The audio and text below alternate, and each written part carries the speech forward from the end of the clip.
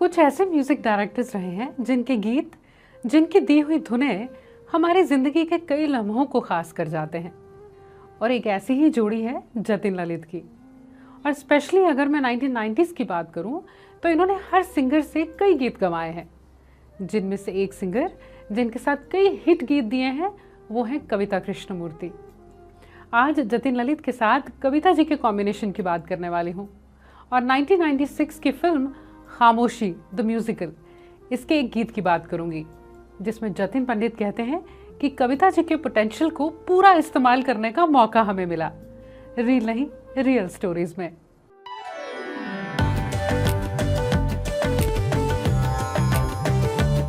इस बात का जिक्र जतिन जी ने किया है कि कविता जी के साथ इनकी कोलैबोरेशन इनकी पहली फिल्म 1991 की यारा दिलदारा से ही हो गई थी।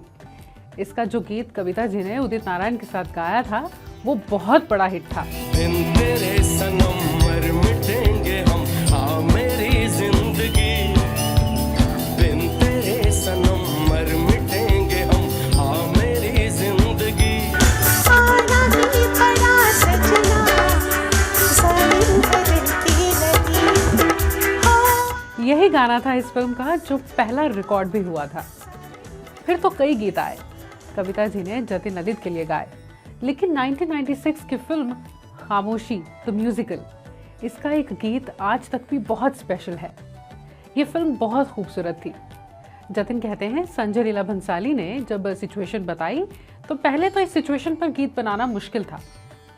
सिचुएशन ये थी कि कैरेक्टर हैंड लैंग्वेज से अपने मम्मी डैडी को समझा रही है कि वो क्या कहना चाहती है और मम्मी डैडी भी बोल नहीं सकते, सुन नहीं सकते।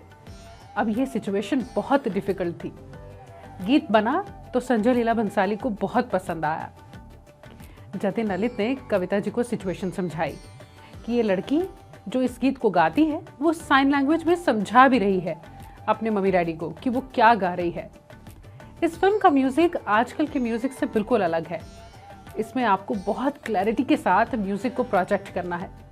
जो लड़की की आवाज़ है वही आपकी आवाज़ है। जतिन कहते हैं हमने जहाँ जहाँ कविता जी को जब जब बुलाया, जिस स्टूडियो में बुलाया रिहर्सल्स के लिए वो आया करती थी। हम किसी और गाने पे काम कर रहे होते और वो वहीं बैठकर इस गाने की रिहर्सल किया करती। और वाकई में जब ये गाना बना तो इतना खूबसूरत कि एक एक लफ्ज़ आपके कानों में घुल जाता है। गीत था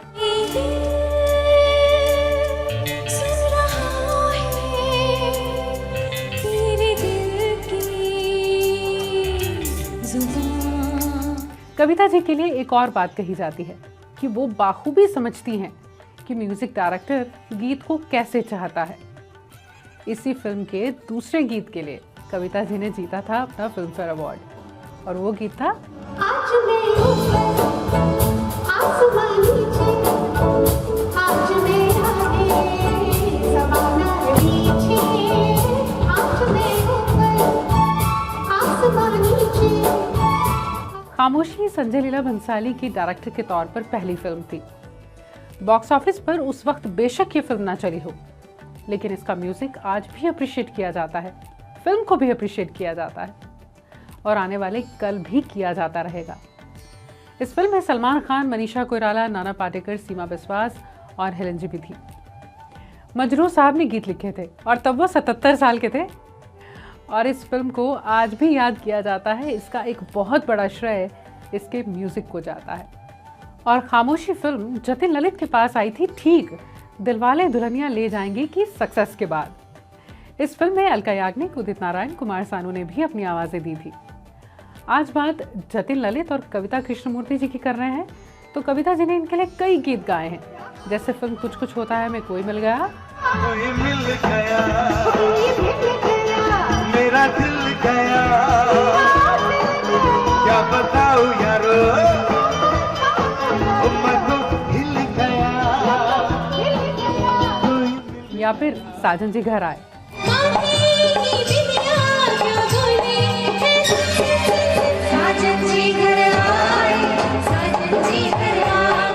कभी खुशी कभी गम में बोले चूड़ियाँ,